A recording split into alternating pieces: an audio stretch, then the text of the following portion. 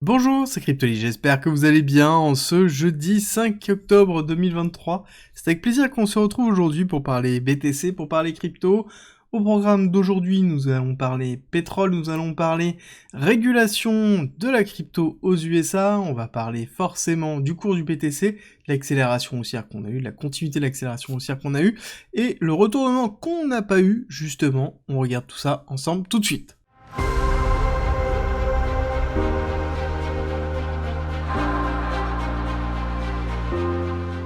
Avant de commencer, je vous rappelle que vous avez toujours la possibilité de vous faire financer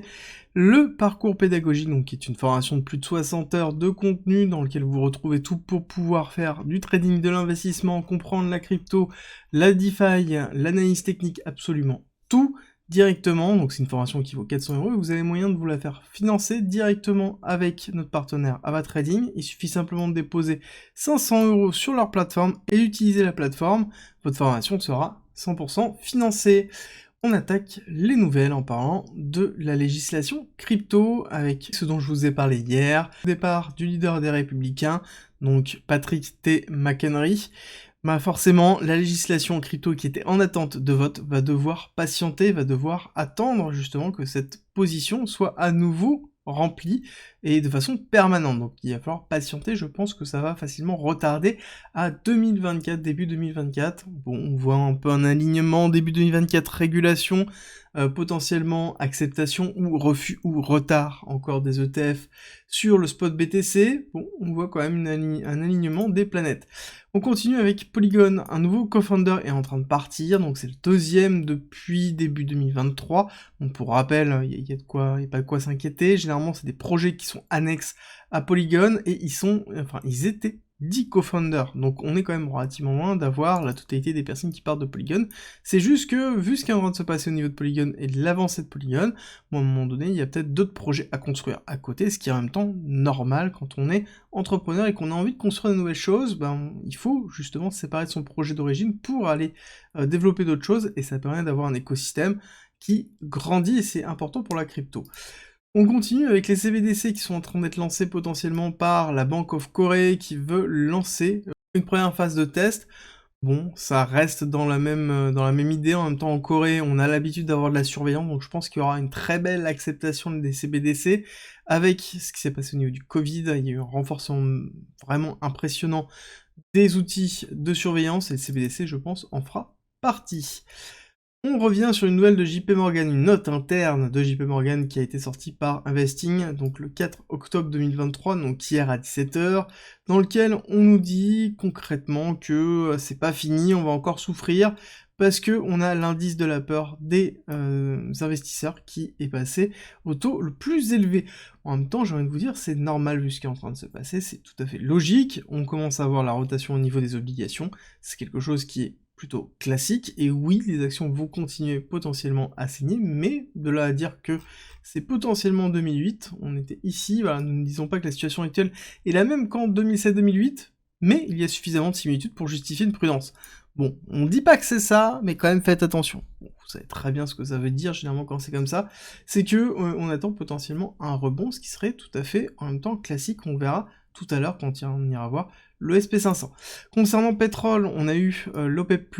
qui a décidé de ne pas changer sa structure, et en même temps l'Arabie Saoudite et la Russie ont décidé aussi de rester dans leur baisse, mais ils n'ont pas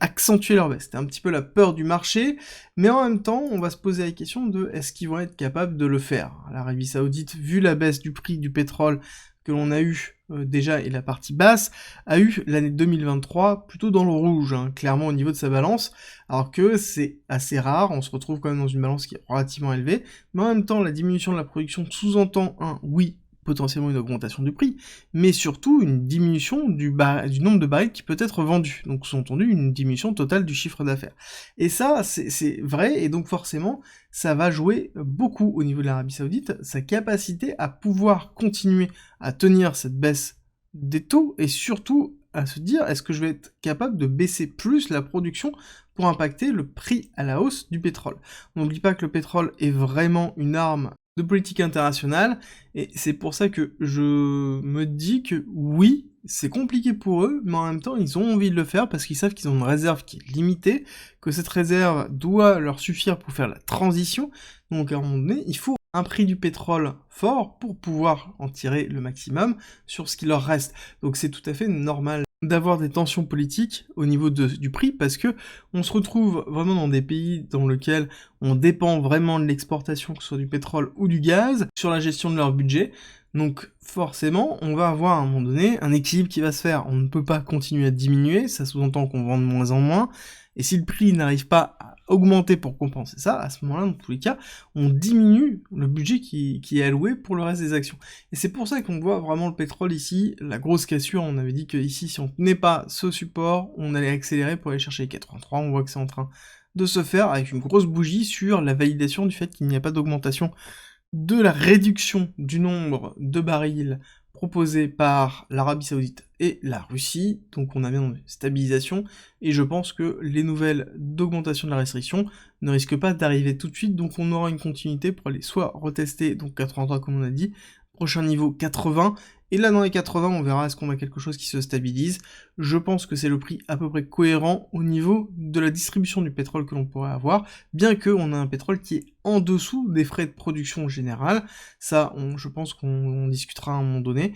ce qui est déjà arrivé plusieurs fois, mais pour moi on va continuer à zoner entre 80 et on va dire 86, on n'oublie pas qu'on est dans un énorme range, d'accord, au niveau du pétrole, et je pense qu'on restera dans ce range pendant encore un certain temps, parce que c'est une arme politique, et c'est quelque chose qui ne pourra pas descendre très bas et ne pourra pas monter très haut, parce que très haut, les Américains vont faire en sorte que ça descende, très bas, à ce moment-là, ce sera l'OPEP+, qui fera en sorte que ça remonte. Au niveau du SP500, on a eu donc notre retest qui est en train d'être effectué, donc premier retest.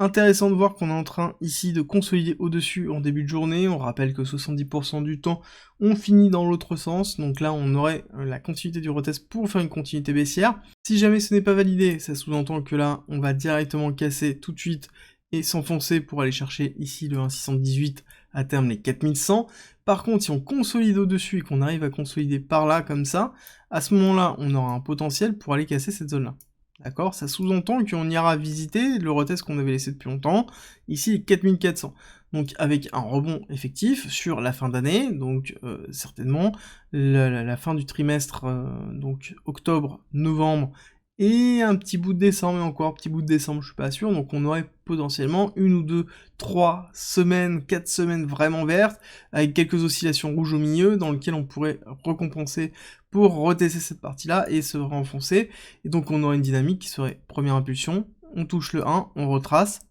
deuxième impulsion, on va toucher le 1, et on verra au retracement ce que ça nous donne, mais je pense qu'on sera pas loin de cette zone-là, pour aller chercher les 4100, et ce serait cohérent par rapport à ce qu'on est en train de nous dire au niveau de JP Morgan, en disant « Ouh, ça va mal, ça va très très mal », et donc on pourrait continuer à pousser justement pour aller chercher cette partie-là, pour ensuite s'enfoncer avec ici des bonnes nouvelles, et justement ces bonnes nouvelles, good news is bad news, et donc s'enfoncer une nouvelle fois. Au niveau du SP500, est-ce que j'y crois à cette possibilité? Alors je pense que ça doit représenter à peu près une probabilité de 30% pour moi par rapport à mes scénarios, et j'ai tendance à vous dire que là on risque de se faire rejeter et de casser baissier actuellement, parce que dans tous les cas, les traders ne cherchent pas forcément à avoir une valorisation du cours, mais à avoir de la volatilité, et la volatilité est plutôt à la baisse, surtout s'il y a de la peur dans les marchés, ça sous-entend qu'il y aura de la liquidation qui se fera, et là ce que l'on veut attendre, c'est potentiellement non plus de la peur, donc on va liquider une partie, c'est recréer une forme d'engouement. Est-ce que là c'est suffisant? Je ne pense pas, je pense qu'il faudrait peut-être aller chercher plus haut, mais pour l'instant j'ai pas d'autres signes, donc on reste sur 30%, on est relativement conservateur par rapport à ça. Clairement au niveau du BTC, ça peut nous donner une respiration importante, on va juste retirer Ichimoku pour éclaircir la vue, hop, et on va prendre un petit peu de recul. On voit que clairement nous sommes dans un setup où on est toujours dans cette phase de retest, on a eu une première accélération haussière rejet, on a recompensé 50% de la bougie, on est toujours dans notre zone de ranging, hein, on n'oublie pas, c'est globalement ça. Quand on regarde exactement ce que l'on a eu dernièrement, donc je vous disais que si jamais on avait un retest de cette zone-là, potentiellement il y avait une entrée intéressante. Entrée intéressante que j'ai effectuée, dans laquelle je me suis fait sortir dans cette accélération haussière ici, dans lequel j'avais déjà diminué ma position quand j'ai vu en fait la difficulté que l'on avait. Parce que ce que l'on attend dans ce type de passage, c'est avoir une accélération, un retest et une accélération, d'accord? Quand on commence à grinder de cette façon-là, c'est mauvais signe. D'accord, donc là, j'ai pas cut la position, j'aurais dû, je pense, cut la totalité de la position. J'ai cut la moitié de la position ABE, et j'aurais dû cut tout, parce qu'après, en fait, on s'est refait accélérer, ce qui est plutôt classique, en fait, quand on voit ça et qu'on n'a pas vraiment un gros mouvement de rejet, ça sous-entend que le mouvement lui-même, il risque d'être inversé pour aller liquider les personnes. La question qu'on va se poser, c'est, ok, pourquoi on est en train de retravailler ici cette zone-là? Alors, il y a plusieurs raisons, et je vous ai expliqué les deux scénarios que j'ai. Alors, j'ai toujours une réflexion à me dire qu'on est dans une tendance de flux baissier pour aller retester les 25 000, voire peut-être un petit peu plus bas. On a quand même une macro qui potentiellement pourrait pousser dans les prochaines semaines, prochains jours, et qui pourrait nous amener un petit peu plus haut. Bien qu'on sait que la corrélation entre les deux est relativement faible, ça n'empêche que si on a une macro qui est plutôt boule et que derrière on a des achats qui arrivent à se tenir, on pourrait consolider, voire même grinder doucement vers le haut sans aucun problème. Donc on est ici dans le support de notre range inférieur, d'accord? Donc on n'a pas fait de réintégration, moi je cherchais la réintégration de range pour faire une continuité baissière, ici clairement ça n'a pas été le cas, donc ce que l'on pourra attendre c'est avoir encore un petit retest et repartir. Ce qui est important de retenir, c'est que là quand on regarde le Fibonacci qui se trouve ici, qui représente le Fibonacci de cette accélération haussière, on voit qu'on a retesté le 50, ici, et on a fait une accélération. Donc ça veut dire que ça a été racheté sur le 50. Quand c'est racheté sur le 50, ici, ce qu'on pourrait se dire, c'est qu'on pourrait très bien être dans une dynamique de première accélération, deuxième accélération, troisième accélération. Donc on n'est pas dans des vagues idiotistes, hein, loin de là, mais on est dans un séquençage qu'on a déjà connu, avec des vagues d'accélération qui sont entre 1 et 1,1 systématiquement. Et ça nous amènerait où ici, donc on prend cette accélération, le retracement, on va chercher le 1 et le 1,1, on se retrouve à 29 700, 30 000 on va dire à peu près, avec une surextension qui serait le 1,618, donc on a quand même une zone intéressante ici, où cette notion de retest sauterait, où on a bien eu un premier rejet pour ce retest-là, donc on a eu quelque chose qui était relativement propre, et j'hésite vraiment à casser le reste de ma position, donc à loquer une partie des profits. Là j'ai loqué dans cette zone ici à 28 000, si jamais on va retaper dedans, ça me valide une partie de profit, mais pour moi, on est quand même dans quelque chose où je me dis qu'on pourrait avoir une dernière jambe haussière pour aller chercher les liquidités qui se trouvent là, d'accord? On sait qu'on a des liquidités, on les a notées déjà la dernière fois, tac, qui se trouve ici, où on sait qu'on a toute cette zone de ranging, dans lequel on a fait un premier retest. Si jamais on réincorpore au-dessus et qu'on consolide, bon, bah, ça veut dire que potentiellement on va chercher plus haut, on va chercher les 31 000. Donc là, il va falloir vraiment surveiller, parce que j'ai toujours ma position short qui est en train de traîner, qui traîne et sur lequel c'est intéressant parce que j'ai du funding rate qui est bien présent et qui me permet de maintenir ma position et d'être payé pour maintenir ma position, et dans lequel je suis majoritairement à BE, mais en l'occurrence, là, il y aura potentiellement une nouvelle entrée à faire, donc il est possible que je sorte de cette position pour pouvoir refavoriser une nouvelle entrée par la suite. Moi, ce qui me dérange dans ce mouvement, c'est que c'est toujours pas acheté par les top traders, d'accord, order flow relativement flat, pas de mouvement effectif au niveau de l'open interest, donc ça veut dire qu'on a une consolidation des deux. On voit qu'on a l'appel de liquidité qui est toujours en bas, bien qu'on a un appel de liquidité à 31 000+, mais la majorité est en bas. Quand on regarde le cluster de liquidité ici, clairement la consolidation des liquidités est relativement faible, on n'a plus cette phase de ranging dans laquelle on crée des liquidités basses et hausses, et on va les swipe. Moi, ce qui va vraiment être important, c'est deux choses. C'est que, je suis en train de voir une petite distribution au niveau du perpétuel ici, donc on va attendre, parce que le mouvement est porté par le perpétuel, donc on pourrait être dans une deuxième phase de consolidation ici, liquider une partie du perpétuel pour ensuite s'enfoncer. On voit bien le spot qui, quant à lui, n'arrive pas à tenir, on a déjà cassé quasiment son CVD bas, donc